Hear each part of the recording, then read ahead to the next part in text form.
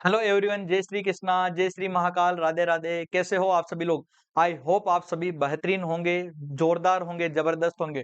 तो याद रखना सर, बिहार स्वास्थ्य समिति की तरफ से सीएचओ चयनित अभ्यर्थियों के लिए कुछ दिशा निर्देश जारी किए गए, तो पॉइंट टू पॉइंट मैं उन पर बात करना चाहूंगा। चलो आइए बिना देरी किए हुए बात करते हैं। जैसा कि आप थंबनेल में पीछे देख रहे होंगे सर, स्वराज्य स्वास्थ्य समिति बिहार। बिल्कुल सर, आपको इसमें सर कम्युनिटी हेल्थ नर्सिंग के सीधा का सीधा जो मुद्दा रहता है सर स्टूडेंट का, सर सैलरी तो सबको पता ही होगा, और बता देना चाहूंगा सर 32,000 मिलने वाली है सर। और इंसेंटिव कितना मिलने वाला है सर? 8,000 रुपये प्रतिमाह। बिल्कुल सर, टोटल 40,000 रुपये प्रतिमाह आपको इसके अंदर देखने को मिलेगा। फिर सीधा मैं बात करता हूं दिशा निर्देश पर, क्योंकि बच्चे याद करना सर, ज्वाइनिंग के टाइम पर क्या क्या गलती कर देते हैं और उन्हें क्या क्या डॉक्यूमेंट्स और क्या क्या बातों का उन्हें ध्यान रखना बहुत जरूरी है। पहले पॉइंट से अपन बात करते हैं ताकि तुम्हें सब कुछ समझ में आ जाए और क्लियर होकर आराम से अपनी इजी वे के अंदर ज्वाइनिंग कर लो, किसी को कोई दिक्कत ना हो। तो पहला पॉइंट लिखा गया बच्चे, ज्वाइनिंग डेट। कि ज्वाइनिंग डेट क्या रहने वाली है, याद करना। इसको शॉर्ट एंड स्वीट करके आपको समझाने की पूरी कोशिश करूंगा, और इसकी पीडीएफ हमारे टेलीग्राम चैनल पर आपको उपलब्ध करवा दी जाएगी। तो वहां से आप अच्छे से एक बार इसका रीड कर लीजिएगा, ठीक है। मैं इसको शॉर्ट एंड स्वीट में आपको समझाने की कोशिश करूंगा। सर ज्वाइनिंग डेट क्या रहने वाली बच्चे? 31 मई 2026। याद ध्यान से सुनना, 31 मई 2026 तक संबंधित सिविल सर्जन सह सदस्य सचिव जिला स्वास्थ्य समिति के समक्ष स्वयं उपस्थित होकर अपना योगदान समर्पित करेंगे। चलो सर, फिर बात करता हूं पॉइंट नंबर 2। पॉइंट नंबर 2 क्या बोलना चाहता है सर? ट्रेनिंग। तो सर जी याद करना, आपके ट्रेनिंग के ऊपर पूछा जा रहा है सर कहां होगी? राज्य स्वास्थ्य समिति बिहार द्वारा प्रदत्त निर्देश के अनुसार संबंधित जिला स्वास्थ्य समिति के स्तर पर उन्मुखीकरण सह प्रशिक्षण कार्यशाला में आयोजित कर नव चयनित अभ्यर्थियों को प्रशिक्षित किया जाएगा। बिल्कुल सर, ठीक है सर, समझ में आ गया। आगे बात करना चाहूंगा सर पॉइंट नंबर 3 पर, पोस्टिंग चेंज नहीं होगी। फिर तीसरा नंबर सुन लेना सर जी, किसी परिस्थिति में सामुदायिक स्वास्थ्य पदाधिकारी की प्रति नियुक्ति अन्यत्र स्वास्थ्य संस्थान में नहीं की जाएगी। अगर आप बच्चे क्या बोल रहे हो सर, पोस्टिंग चेंज, तो वो बिल्कुल भी नहीं होने वाली। ऐसा किए जाने की स्थिति में संबंधित सीएचओ का मानदेय अनुमान्य नहीं किया जाएगा। चलो सर, फिर बात कर लेते हैं नेक्स्ट पॉइंट पर। पॉइंट नंबर 4 पर बात कर लेते हैं, क्या पूछा जा रहा है आपसे?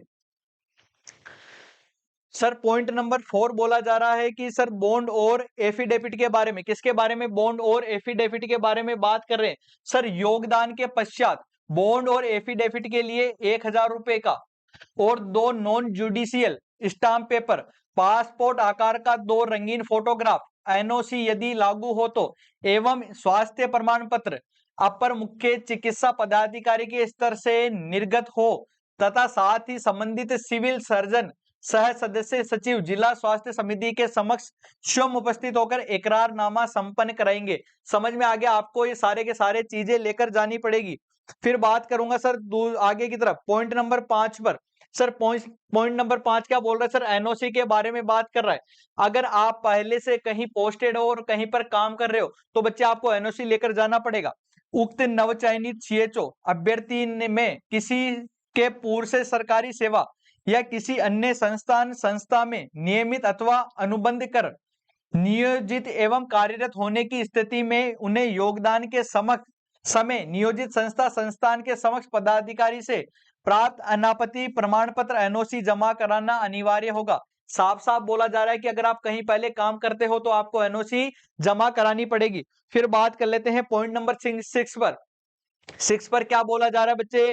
कि कॉन्ट्रैक्ट पीरियड। तो याद रखना, आपका कॉन्ट्रैक्ट पीरियड क्या रहने वाला है सर? ये नियोजन पूर्णतः संविदा के आधार पर 11 माह के लिए किया जाएगा, तथा संतोषप्रद सेवा के आधार पर राष्ट्रीय स्वास्थ्य मिशन में के जारी या संबंधित पद की स्वीकृति एवं राशि प्राप्त होने तक के लिए संविदा अवधि का विस्तार अगले 60 साल तक की आयु तक भी किया जा सकता है। समझ में आ गया सर जी? कि 11 महीने तक का आपका क्या रहने वाला है, इसमें कॉन्ट्रैक्ट पीरियड रहने वाला है। फिर आपसे नेक्स्ट क्या बोला जा रहा है सर जी? पॉइंट नंबर 7 पर बात कर लेना चाहूंगा। पॉइंट नंबर 7 पर बात कर लेना चाहूंगा।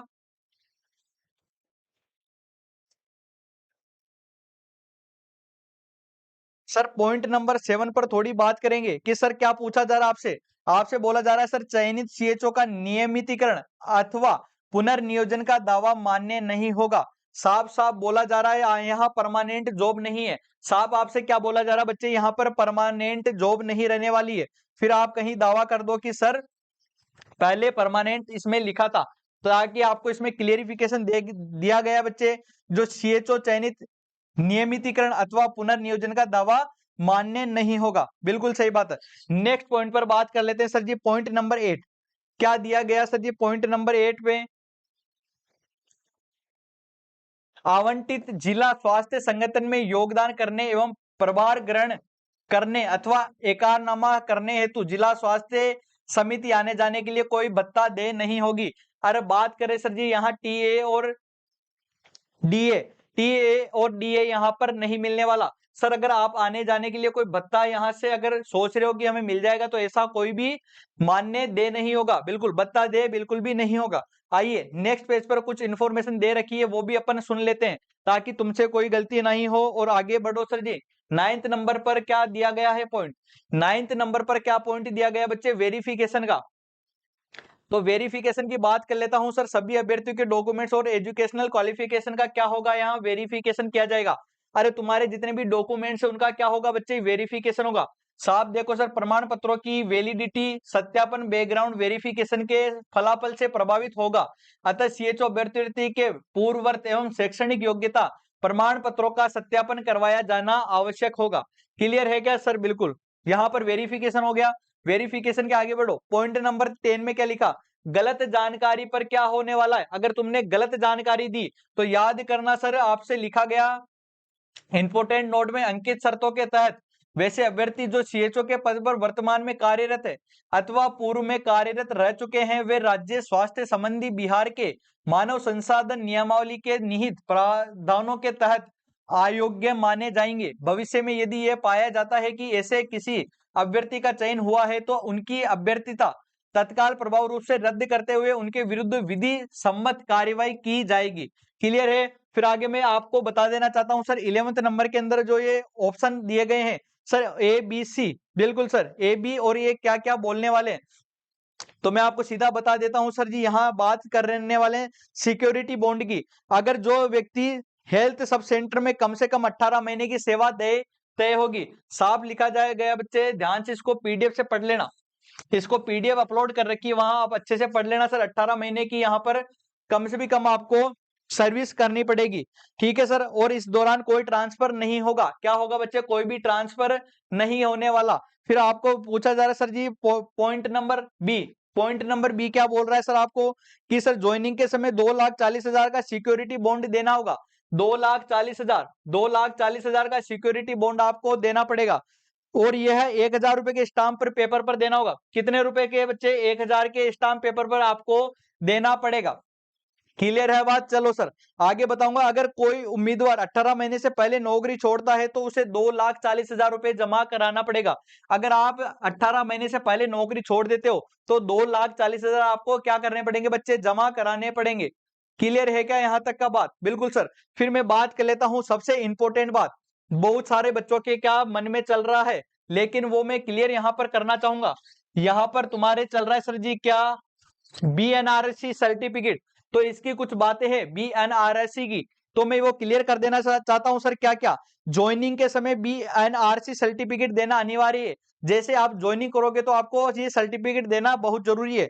लेकिन जिन अभ्यर्थियों ने अभी तक बीएनआरसी सर्टिफिकेट जमा नहीं कराया, उन्हें अस्थायी रूप से क्या ज्वाइनिंग तो दे देंगे, लेकिन फिर आगे बात सुनना, लेकिन ज्वाइनिंग के 3 महीने के अंदर अंदर उन्हें बीएनआरसी सर्टिफिकेट जमा कराना जरूरी होगा। और समय पर सर्टिफिकेट जमा नहीं कराने पर मानदेय बाधित रहेगा। ये सारी की सारी बातें आपको पीछे लिखी हुई है, आप अच्छे से पीडीएफ डाउनलोड करना हमारे टेलीग्राम चैनल पर और वहां से अच्छे से पढ़ लेना।